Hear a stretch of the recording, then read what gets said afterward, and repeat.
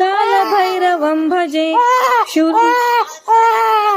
तारकं परं नीलकण्ठमीप्सितार्थदायकं त्रिलोचनं कालकालमम्बुजाक्षमक्षशूलमक्षरं काशिकापुरादिनाथ कालभैरवं भजे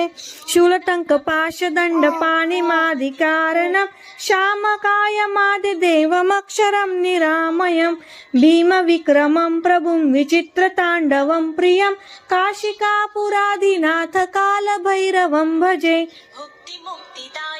प्रशस्तचारु विग्रहं भक्तवत्सलं सितं समस्तलोकविग्रहं